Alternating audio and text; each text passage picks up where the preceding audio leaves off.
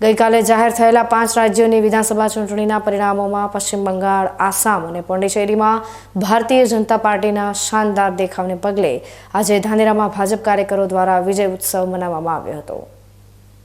પશ્ચિમ બંગાળમાં ભાજપે પ્રથમ વખત બહુમતી સાથે ઐતિહાસિક જીત મેળવી છે, જ્યારે આસામમાં સતત ત્રીજી વાર અને પોંડિચેરીમાં પણ એનડીએનું શાસન યથાવત રહ્યું છે। આ જીતના સમાચારથી ગદગદિત થઈને ધાનેરાના જૂના બસ સ્ટેન્ડ વિસ્તારમાં ભાજપ સંગઠન દ્વારા ભવ્ય આતશબાજી કરવામાં આવી હતી। કાર્યકરોએ એકબીજાનું મોં મીઠું કરાવીને જય શ્રી રામ અને ભારત માતા કી જયના નારાઓ સાથે વાતાવરણ ગજવી દીધું હતું।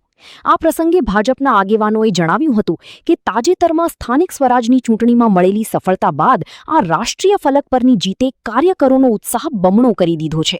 આ જીતને વિકાસની રાજનીતિનો વિજય ગણાવી કાર્યકરોએ ખુશી વ્યક્ત કરી હતી। ધાનેરા શહેરમાં ભારતીય જનતા પાર્ટીના કાર્યકર્તાઓ દ્વારા જે પશ્ચિમ બંગાળમાં ભારતીય જનતા પાર્ટીએ પ્રચંડ બહુમતી સાથે ભગવો લહેરાવ્યો છે। ભારતની જનતા હવે ચાહે છે કે વિકાસ જોઈએ છે।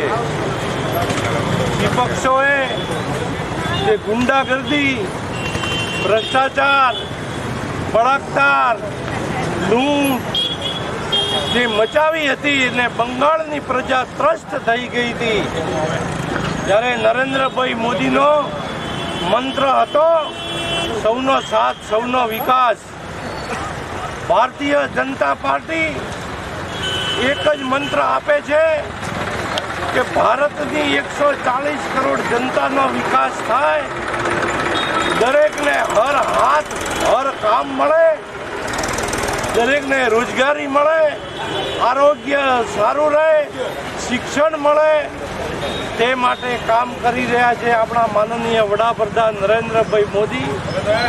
વિપક્ષો અને કોંગ્રેસોએ આજ સુધી જાતિવાદ અને ધર્મના નામે ઝઘડાઓ કરાવીને મતબેંક બનાવીને વોટ લીધા છે। તુષ્ટિકરણના રાજકારણથી પ્રજા જાગી ગઈ છે।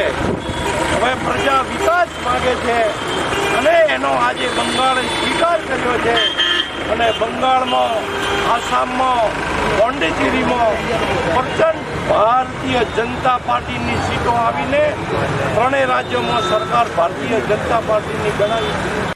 પૂર્વ અને દક્ષિણ ભારતમાં ભાજપના ભવ્ય વિજયની ગૂંજ ધાનેરામાં પણ જોવા મળી હતી, જ્યાં આગેવાનો અને કાર્યકરોએ સાથે મળીને આવનારા સમયમાં વધુ મજબૂતીથી કામ કરવાનો સંકલ્પ લીધો હતો।